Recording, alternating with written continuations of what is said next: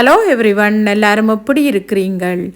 இன்னும் ஒரு இன்ட்ரெஸ்டிங்கான வீடியோ ஒன்றில் உங்கள் எல்லாரையும் சந்திப்பதில் மிக்க சந்தோஷம். இன்றைக்கும் பார்த்தீங்களென்றால் என்னுடைய ரொட்டின் எல்லாம் வளமைக்கு திரும்பிச்சுன்னு தான் சொல்லணும். ஏனெண்டா பிள்ளைகள் ஸ்கூலுக்கு போயிட்டுன்னு ஸ்கூலுக்கு போன பிறகு நாங்களும் பான் ரோஸ்ட் பண்ணி நல்ல அப்ரிகோட் ஜாமோட சாப்பிடுவோம்ன்ட்டு டீயும் ஊற்றி சாப்பிடுவோம்ட்டு ஹஸ்பண்டும் வேலைக்கு இறங்க போகிறேன். அப்போ நான் தான் வீட்டில். அப்போ எனக்கு இன்றைக்கு வீடியோ எடுக்க வேணும். அதை விட பார்த்திங்கன்னா இன்றைக்கு ஒரு ரெசிப்பியும் கட்டாயம் உங்களுக்கு செய்து காட்டணும். நிறைய பேர் என்னட்ட விரும்பி கேட்ட டீ கேக் அல்லது பிளேன் கேக்குன்னு சொல்லப்படுகிற நல்ல ஒரு சாஃப்டான ஈஸியான முறையில் செய்யக்கூடிய கேக்கு நான் உங்களுக்கு ரெசிப்பியாக ஷேர் பண்ணியிருக்கிறேன். அதோட பார்த்திங்கன்னா நான் வீட்டில் என்னுடைய லஞ்சுக்கு செய்த சில 2 கறியும் நான் உங்களுக்காக ஷேர் பண்ணியிருக்கிறேன். ப்ளீஸ் இந்த வீடியோவை முழுமையாக பாருங்க. வீடியோ பிடிச்சிருந்தா வீடியோக்கு ஒரு லைக் கொடுங்க. நீங்கள் கொடுக்கக்கூடிய அந்த ஒரு லைக் என்னுடைய வீடியோவை இன்னும் நிறைய பேர் கொண்டு சேர்க்கிறதுக்கு உதவியாக இருக்கும். என்னுடைய வீடியோவை ரெகுலராக பார்க்குறவங்களுக்கு தெரியும், வியாழக்கிழமையண்டா நான் காலையில் கிளாஸுக்கு போகிறேன். வியாழக்கிழமை நான் ஷூட் பண்ணுற வீடியோ வெள்ளிக்கிழமை அப்லோட் பண்ணுறேன். அது உங்களுக்கே தெரியும். ஏன்னா எனக்கு மற்ற நாளையில் ஈவினிங் தான் கிளாஸ் இருக்குது. ஆனால் வியாழக்கிழமை மட்டும்தான் எனக்கு காலையில் கிளாஸ் இருக்குது. அப்போ அதால் தான் நான் அந்த காலையில் பிள்ளைகளை ஸ்கூலுக்கு அனுப்பிட்டு நாங்களும் பிரேக்ஃபாஸ்ட் எல்லாம் சாப்பிட்டுட்டு என்னுடைய ஹஸ்பண்ட் வேலைக்கு போக நானும் கிளாஸுக்கு போயிடுவேன். இப்போ வீட்டை பார்த்திங்கன்னா பொன்னி அரிசி தான். நான் அதையும் ஒரு 10 நிமிஷம் ஊற விட்டு போட்டு உப்பை போட்டு ரைஸ் குக்கரில் வச்சாச்சு. இங்கே பார்த்திங்கன்னா நான் இந்த ப்ரோக்கோலிൻ്റെ தண்டை நான் சேர்த்து வைப்பேன். அந்த ப்ரோக்கோலி எல்லாத்தையும் எடுத்து நாங்கள் அவிச்சு சாப்பிட்டுட்டு இந்த தண்டை நான் சேர்த்து வைப்பேன். சேர்த்து வச்சுட்டு ஒரு 3-4 தண்டு சேர்ந்த உடனே நாங்கள் இது சூப் வைப்போம். அல்லது நான் இதை பால் கறி சமைப்பேன். நான் ஆல்ரெடி சூப் வச்சு நான் உங்களுக்கு காட்டியிருக்கிறேன். அப்போ இன்றைக்கும் இந்த தோல் எல்லாத்தையும் நல்லா சீவி போட்டு, ஏன்னா அந்த மேல் தோல் பக்கம் கொஞ்சம் அந்த நேர்த்தன்மையாக இருக்கும். கத்தியால் சீவி விட்டோம்னால் அந்த உள்ளுக்குள்ளே நல்ல ஒரு சாஃப்டான பகுதி எங்களுக்கு வந்துடும். அதை எடுத்து நாங்கள் சின்ன சின்ன க்யூப்பாக கட் பண்ணி போட்டு கேரட்டும் போட்டு உருளைக்கிழங்கும் போட்டு நல்லா பால் கறி வச்சிட்டோம்னா நல்ல ஹெல்த்தியான எங்களுக்கு ப்ரோக்கோலி தண்டு பால் கறி வந்துடும். இதெல்லாம் எரிஞ்சு விடலாம் தானே, என்னத்துக்கு இவ மினக்கெட்டு செய்கிறான்னு நீங்கள் சில பேர் யோசிக்கலாம். ஆனால் சில பேர் இந்த தண்டை வாங்கி நாங்கள் எறிகிறோமே, இது அநியாயம் என்று கூட சில பேர் யோசிக்கலாம். அப்படியான உங்களுக்கு இது யூஸ்ஃபுல்லாக இருக்குமென்றதுக்காகத்தான் நான் இதை உங்களுக்கு ஷேர் பண்ணுறேன்.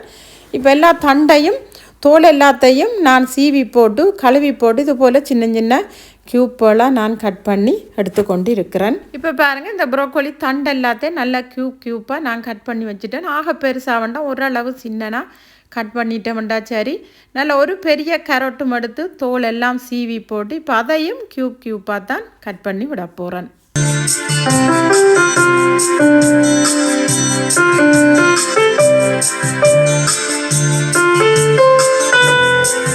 இங்கெல்லாம் பார்த்தீங்களென்றால் ஒரு மீடியம் சைஸ் உருளைக்கிழங்கு எடுத்து தோல் எல்லாம் சீவி கழுவி போட்டு இதையும் க்யூப் மாதிரி கட் பண்ணி விட போகிறேன்.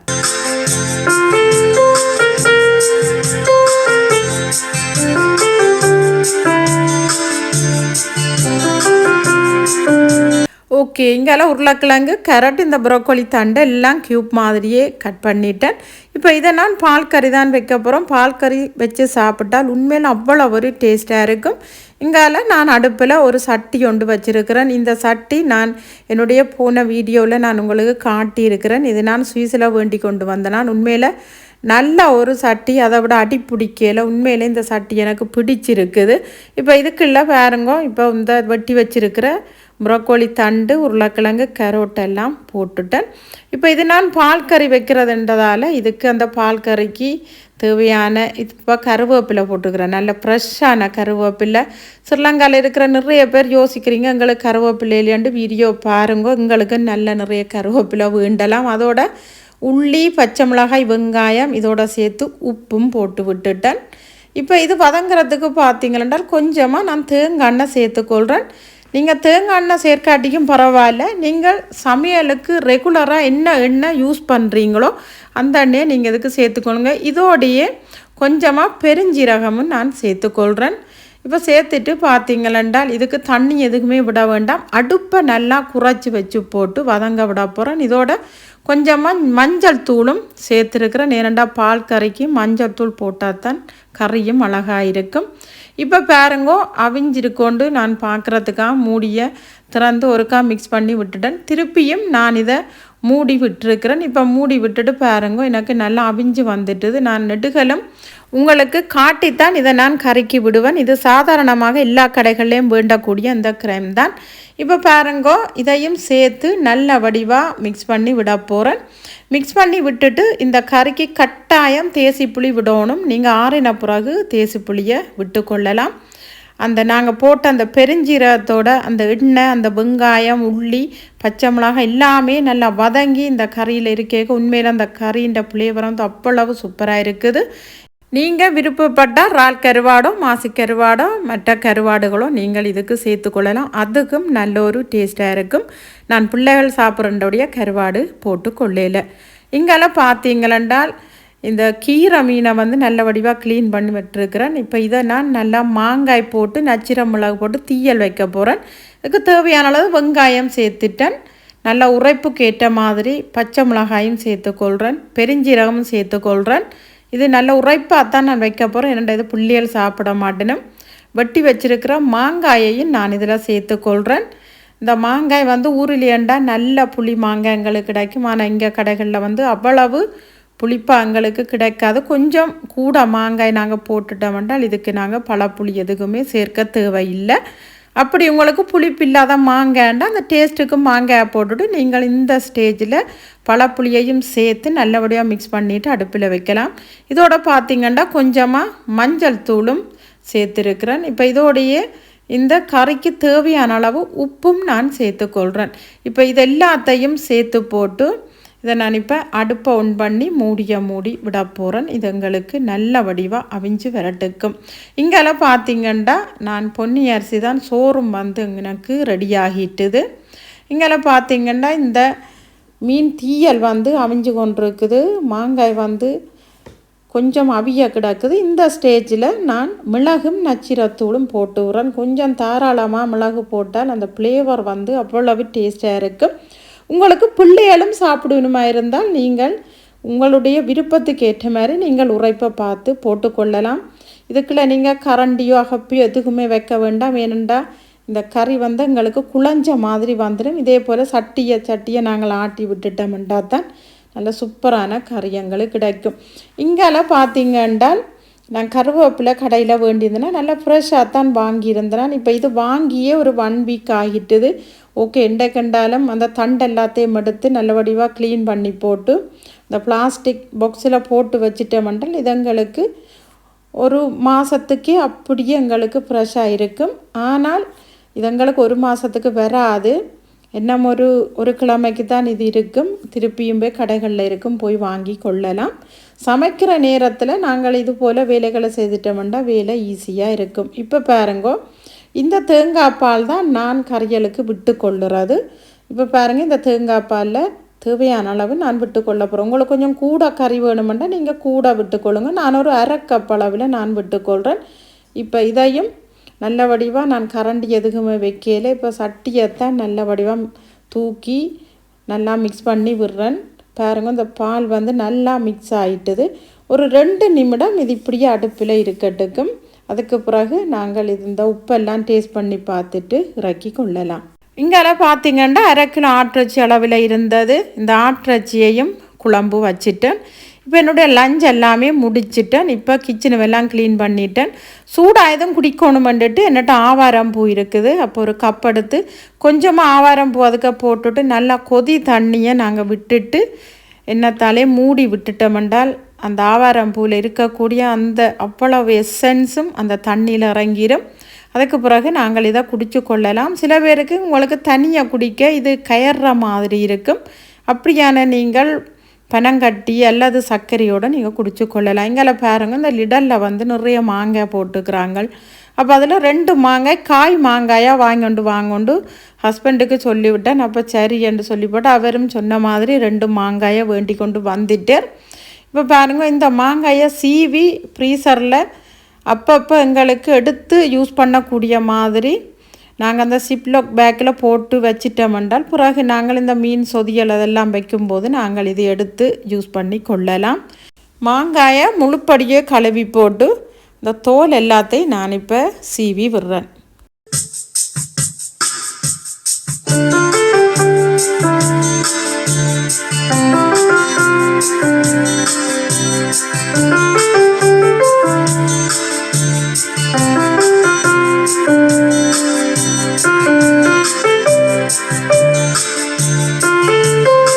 ஓகே, இங்கே பாருங்கள் இந்த மாங்காய் சீவின தோல் எல்லாம் இவ்வளவு இருக்குண்டு.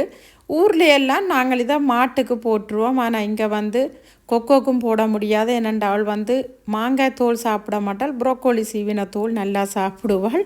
இங்கெல்லாம் பாருங்கள் இந்த மாங்காயம் சீவி இதை போல் நல்லபடியாக வெட்டி வச்சுருக்கிறேன். ஆனால் உங்களுக்கு லைட்டுக்கு பார்க்கும்போது பழுத்த மாதிரி இருக்குது. ஆனால் இது நல்ல பழுக்காத பச்சை மாங்காய் தான். இங்கால இந்த ஆவாரம் பூவும் பாருங்கள் இவ்வளவு கலர் வந்திருக்கண்டு. அதையும் இப்போ குடிச்சாச்சுது.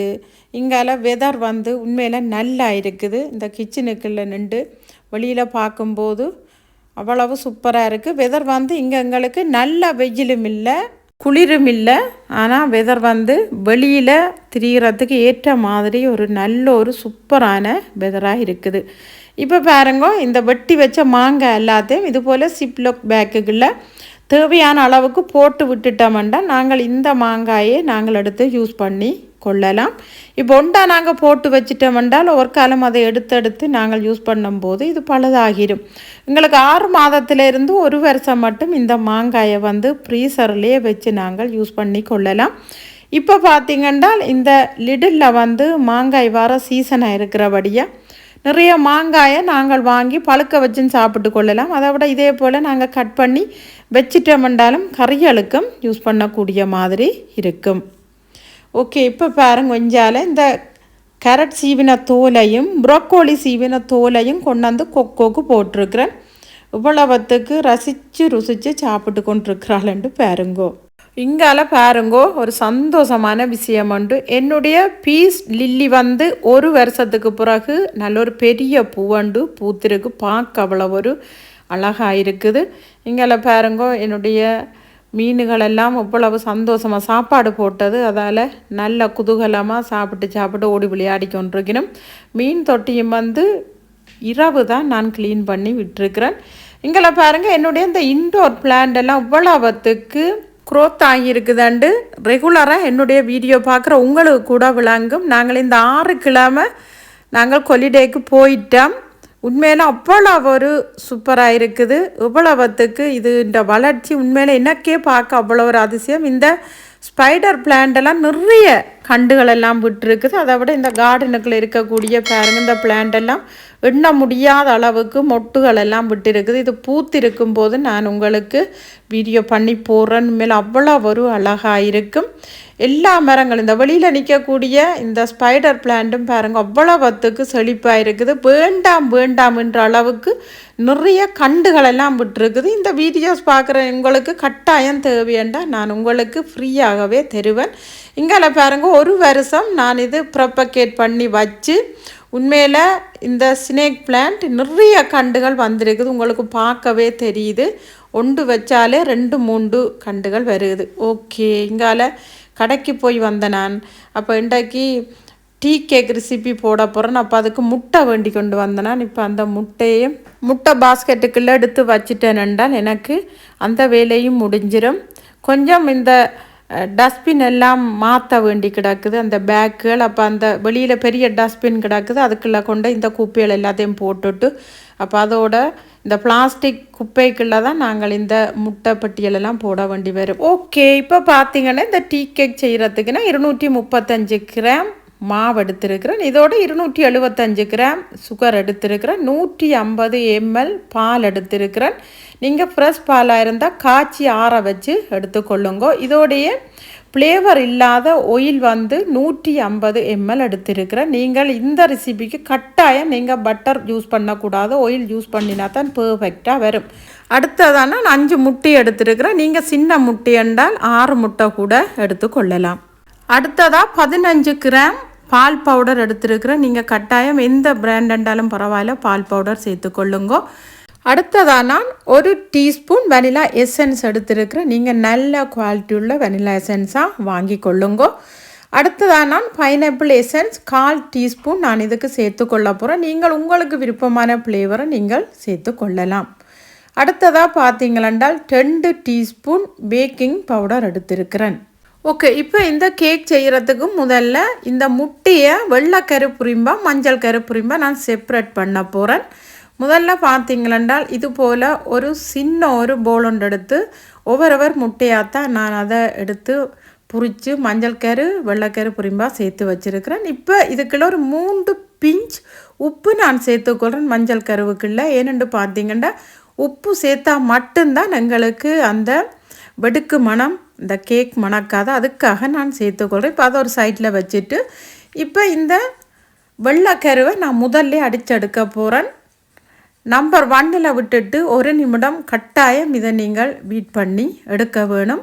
நாங்கள் 1 நிமிடம் பீட் பண்ணும் போதே பார்த்தீங்களென்றால் இது போல் நுரையாக எங்களுக்கு பொங்கி வந்திருக்கும். இப்படி வந்த பிறகு பார்த்தீங்களென்றால் நாங்கள் ஹை ஸ்பீடில் வச்சுட்டு 1 நிமிடம் கட்டாயம் நாங்கள் பீட் பண்ண வேணும். அப்படி பீட் பண்ணினோம்னால் இன்னும் கொஞ்சம் எங்களுக்கு திக்காக வரும். அது நீங்கள் செய்தீங்களா செய்யும்போது உங்களுக்கு அதுவிட வித்தியாசம் உங்களுக்கு தெரிய வரும். இதுக்கு பிறகு பார்த்தீங்களென்றால் நான் எடுத்து வச்சிருக்கிற சீனியை ஒரு 3-4 தடவைகளாக நான் இந்த முட்டை வெள்ளைக்கருவுக்குள்ளே சேர்த்து நான் நல்லா பீட் பண்ணி விட போகிறேன். கை ஸ்பீட்டில் வச்சு இந்த சுகரையும் நீங்கள் கொஞ்சம் கொஞ்சமாக சேர்த்து பீட் பண்ணினீங்களால் மட்டும்தான் இந்த கேக் வந்து எங்களுக்கு நல்ல ஒரு பர்ஃபெக்டாக பொங்கி வரும். அப்படி நீங்கள் இந்த முட்டையை நல்லா பீட் பண்ணாமல் கேக்கை பேக் பண்ணிட்டு இறக்கினீங்களா அந்த கேக் ஃபுல்லாகவே எங்களுக்கு ஒரு மாதிரியாக இருக்கும், அமர்ந்து போயிருக்கும். கட் பண்ணும்போது அது ரஃப்பாக இருக்கும். ஓகே, இப்போ இந்த முட்டை வெள்ளைக்கருவுக்குள்ளே உப்பு சேர்த்து நான் மிக்ஸ் பண்ணி வச்ச இந்த மஞ்சள் கருவை சேர்த்து பாருங்க. இது போல் நல்லா வடிவாக 1 நிமிடம் மிக்ஸ் பண்ணி விடுங்க. ஹை ஸ்பீட்டில் வச்சு கட்டாயம் ஹை ஸ்பீட்டில் வச்சு 1 நிமிடம் நீங்கள் பீட் பண்ணி விட வேணும். அப்போ தான் இந்த மஞ்சள் கருவும் வெள்ளைக்கருவும் நல்ல வடிவாக எங்களுக்கு மிக்ஸ் ஆகும். அந்த கேக்கில் இருந்து வரக்கூடிய அந்த முட்டைன்ற ஸ்மெல் வந்து எங்களுக்கு வராது. ஓகே, இங்கே பாருங்க ஒரு க்ரீம் மாதிரி எங்களுக்கு வந்திருக்கு. அதை விட இந்த 2ம் பீட் பண்ணினா அந்த ரிப்பன் மாதிரி எங்களுக்கு விழ வேணும். அதுதான் சரியான பதம். இப்போ பார்த்தீங்களென்றால் இந்த முட்டையை வந்து சீனி போட்டு மிக்ஸ் பண்ணுறதோடையே எங்களுக்கு இந்த பீட்டரிൻ്റെ வேலை முடிஞ்சுது. இனி எங்களுக்கு இந்த பீட்டர் வந்து தேவைப்படாது. நான் ஒரு பிஸ்க் வச்சு தான் நான் மாவை போட்டு இதுக்குள்ளே மிக்ஸ் பண்ணி விட போகிறேன்.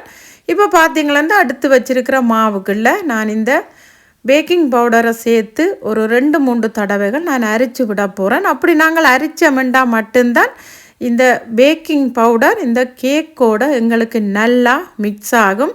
ஏனென்றால் நான் ஆல்ரெடி அரைச்சி வச்சுட்டு தான் நான் உங்களுக்கு ரெசிப்பியில் காட்டுறேன். இந்த ரெசிப்பியை டீட்டெயில்டாக நான் உங்களுக்கு காட்டணுமென்றதுக்காக நான் இதில் வந்து அரிக்கிறதே உங்களுக்கு காட்டுறேன். பாருங்க, அதில் சின்ன சின்ன கட்டியல் மாதிரி அந்த பேக்கிங் பவுடர்லேருந்து வந்திருக்குது. இதோடையே எடுத்து வச்சிருக்கிற இந்த பால் மாவையும் சேர்த்துக்கொள்கிறேன். சேர்த்து பிஸ்கால நல்ல வடிவாக ஒருக்கா மிக்ஸ் பண்ணி விடுவோம். ஏனெண்டா இந்த பேக்கிங் பவுடர் இந்த பால் பவுடர் எல்லாம் சேர்ந்து இந்த மாவோட எங்களுக்கு மிக்ஸ் ஆகட்டுக்கும். இப்போ பார்த்தீங்களென்றால் ஒரு 3-4 தடவைகள் நான் இந்த மாவை சேர்த்து இந்த முட்டை கலவையோடு சேர்த்து நல்லா மிக்ஸ் பண்ணி விட போகிறேன். பிஸ்க் தான் யூஸ் பண்ணுங்க, பீட்டர் இதுக்கு யூஸ் பண்ண வேண்டாம். இதோடையே பார்த்தீங்களென்றால் நான் எடுத்து வச்சிருக்கிற அந்த பாலையும் நான் இந்த மாவு ஒரு கால் பால் ஒரு கால் அதோட இந்த எடுத்து வச்சிருக்கிற எண்ணெயையும் ஒரு காண்டு இப்படி 4 தடவைகள் 3ஐயும் பிரித்து தான் நான் இதுக்குள்ளே விட்டு கொள்ள போகிறேன். மாவை போட்டால் ஒரு கால் பால் விட வேணும், ஒரு கால் எண்ணெய் விட வேணும். அதுக்கு பிறகு தான் நான் மிக்ஸ் பண்ணுறேன். உங்களுக்கு இதில் பார்க்கவே தெரியுது. இப்படி நீங்கள் மிக்ஸ் பண்ணினா மட்டும்தான் இந்த கேக் வந்து உங்களுக்கு நல்லா பொங்கி வரும். அப்படி நீங்கள் இதே போல் மிக்ஸ் பண்ணாமல் எல்லாத்தையும் ஒன்றாவே போட்டுட்டு மிக்ஸ் பண்ணினீங்களென்றால் இந்த கேக் உங்களுக்கு ஒரு மாதிரி பச்சையாக இருக்கிற மாதிரியே இருக்கும். இதோட பார்த்தீங்கன்னா எடுத்து வச்சுருக்கிற வெனிலா எசன்ஸையும் சேர்த்துக்கொள்கிறேன். இதோட பைனாப்பிள் எசன்ஸையும் சேர்த்துக்கொள்கிறேன். நீங்கள் பனானா எசன்ஸ் சேர்த்துக்கொள்ளலாம், ரோஸ் எசன்ஸ் சேர்த்துக்கொள்ளலாம், அல்லது பாதாம் எசன்ஸ் சேர்த்துக்கொள்ளலாம். அது உங்களுடைய விருப்பம்தான். நான் எனக்கு பிள்ளைகளுக்கு இந்த பைனாப்பிள் எசன்ஸ் பிடிக்கும், அதால் சேர்த்துருக்கிறேன். நீங்கள் பாருங்கள், நல்ல வடிவாக மிக்ஸ் பண்ணி விட்டுட்டேன். நான் 9 இன்ச் ட்ரே எடுத்திருக்கிறேன். இப்போ இந்த ட்ரேக்குள்ளே நான் இந்த பேட்டரை ஊற்றிக்கொள்கிறேன். பாருங்க, ஊற்றும் போது இதே மாதிரி உங்களுக்கு வந்ததுண்டால் தான் இந்த கேக் வந்து நல்லா பர்ஃபெக்டாக வரும். நான் திருப்பி திருப்பி சொல்கிறேன், ஏனெண்டா அளவுகளை வந்து நீங்கள் சரியாக போட்டுக்கொள்ளுங்க. இப்போ பார்த்திங்கன்னா ஒரு டூத்பிக் கொண்டு வச்சு இது போல் அதுக்குள்ளே இருக்கிற அந்த ஏர் எல்லாத்தையும் எடுக்கிறதுக்காக நான் நல்லா இது போல் செய்து விட்டுட்டேன். இப்போ 180 பாகையில் 10 நிமிடம் ப்ரீஹீட் பண்ணிவிட்டு 35 நிமிடங்கள் பேக் பண்ணி எடுத்துட்டேன். நீங்கள் பாருங்கோ, ஒரு டூத்பிக்கால் குத்தி பார்த்துட்டோம் என்றால் எங்களுக்கு கிளியராக வந்துட்டேன்டா, பர்ஃபெக்டாக வந்துட்டேன்டா அர்த்தம். இப்போ 1 ஹவர் இதை நான் மூடி வைக்க போகிறேன். அதுக்கு பிறகு எப்படி இருக்குன்னு காட்டுறேன். வாவ், இங்கே பாருங்கோ, எங்களுடைய டீ கேக் அல்லது பிளேன் கேக் எப்படி வந்திருக்குன்னு பாருங்க. ஈக்குவலாக பொங்கி வந்திருக்குது பாருங்க. உங்களுக்கு பார்க்கவே இது தெரியுது. நான் டெய்லியும் சொல்கிறது தான், இது எப்படி இருக்குதுன்னு சொல்லி நான் சொல்ல மாட்டேன். நீங்கள் உங்களுக்கு கண்களால் பார்க்கும்போது இது எப்படி இருக்குதுன்னு தெரியும். அதை விட நீங்கள் செய்து சாப்பிட்டீங்களென்றால் இந்த டேஸ்ட்டும் வந்து எப்படி இருக்குதுன்னு உங்களுக்கே தெரியும். இங்கே பாருங்க, டீ கேக்கை வந்து நாங்கள் பட்டர் கேக் கட் பண்ணுற மாதிரி கட் பண்ணுறதில்லை. ஆனால் இந்த முறையில் தான் டீ கேக் வந்து கொஞ்சம் மெல்லிசாக இருக்கணும், கொஞ்சம் நீளமாக இருக்கும். பார்க்கும்போது அந்த துண்டுகள் அவ்வளோ ஒரு அழகாக இருக்கும். எப்பையும் சொல்கிற மாதிரி கரையல் எல்லாத்தையும் 4 பக்கம் கட் பண்ணி போட்டு இந்த கேக்கை கட் பண்ணின வேண்டாது. அந்த கேக்கு பார்க்கும்போது அவ்வளோ ஒரு அழகாக இருக்கும். அதை விட நாங்கள் கட் பண்ணி சர்வ் பண்ணும்போது அந்த கேக் பீஸுகளை பார்க்கும்போதே அந்த கேக்கை சாப்பிடணும் மாதிரி எங்களுக்கு தோணும். ஓகே ஃப்ரெண்ட்ஸ், நிறைய ஃப்ரெண்ட்ஸுகள் என்னோட தொடர்ந்தே கேட்டுக்கொண்டிருந்தீங்க, அக்கா டீ டைம் கேக் போடுங்கன்னு சொல்லி. உண்மையிலே எனக்கு டைமே கிடைக்கல, எப்படியோ போட்டுறணுமென்று தான் உங்களுக்காக டீட்டெயில்டாக இந்த வீடியோவை நான் ஷேர் பண்ணியிருக்கிறேன். ப்ளீஸ் இந்த வீடியோ உங்கள் எல்லாருக்குமே நான் பிடிச்சிருக்குமென்று நினைக்கிறேன். நீங்களும் உங்களோட வீட்டில் ட்ரை பண்ணி பார்த்து இது எப்படி வந்தேன்னு சொல்லி கொமெண்ட்ஸில் சொல்லுங்க. இந்த கேக்கை நீங்கள் செய்து ஒரு காற்று போகாத ஒரு கண்டெய்னரில் போட்டு மூடி வச்சிட்டீங்களென்றால் நீங்கள் ஒரு கிழமையிலிருந்து 10 நாளைக்கு அதே டேஸ்ட்டும் அதே சாஃப்டோடையும் நீங்கள் இந்த கேக்கை வச்சு சாப்பிட்டு கொள்ளலாம். ஓகே ஃப்ரெண்ட்ஸ், இதோட இந்த வீடியோவை நான் முடிச்சுக்கொள்கிறேன். இந்த வீடியோ உங்கள் எல்லாருக்கும் யூஸ்ஃபுல்லாகவும் இன்ட்ரெஸ்டிங்காகவும் இருந்திருக்குமென்று நினைக்கிறேன்.